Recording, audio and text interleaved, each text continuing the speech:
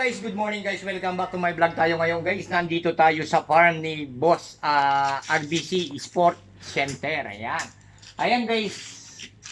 Tignan natin yung kanyang panibagong ginagawa na mga, yung pangingitlugan, yung mga white leghorn ba? Ayan guys, ginawa yung inalag nila. Lalagyan nila ng manok yan. Hihintayin lang yung mga manok guys kung kailan darating. Tignan natin, iikutan natin siyempre guys yung ating pupuntaan. Ayan.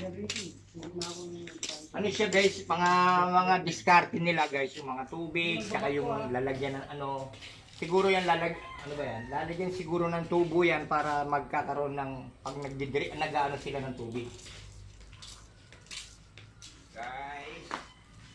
Guys, ito naman yung kanyang, ito naman yung kanyang, tingnan mo naman yung CR guys sa mga boy ni Boss. Naka-tiles pa yan. Ito yung kanyang fish pan. Ano nakalagay dito to? Damo pamangan. Nakakita lang dito. Ang tayuwari. Mga hito sila guys. Ito guys, may kabayo dito guys.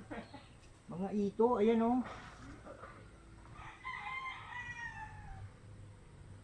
Malalaki na sila oh.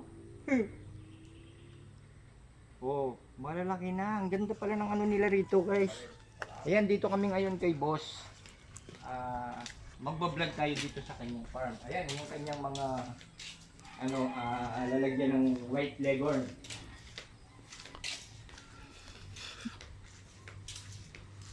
Ayan pala, shoutout pala kay anong pangalan? Nasa lagi niya. Anton! Shoutout pala kay Anton at saka kay Tattoo. Ayan, shoutout. So ngayon pupuntaan natin yung doon sa may, kasi guys, may sila rito, ano bang tawag doon sa Tagalog? Yung inagasan na ng binubod na palay and lumubog para yatang nasira. So lalapitan natin, titignan natin yung ano. Ito yung mabili ngayon guys.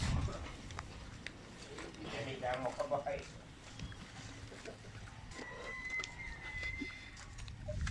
Ayan guys, may mga rambutan din dito oh. Rambutan ni Boss. Ayan oh.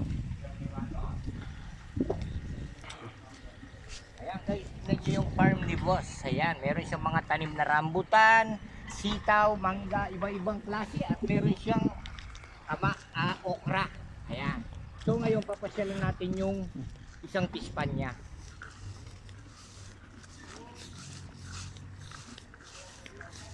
Ayan pala si Idol Tattoo. Ayan, shout out is watching. Wow.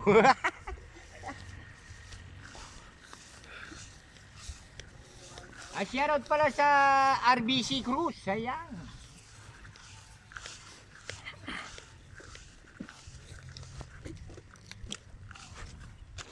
Ayan guys, yung ano naman, yung ito din to guys, ito.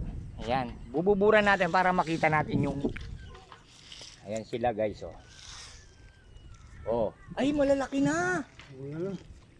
Oh. Yan ibando. Malalaki na.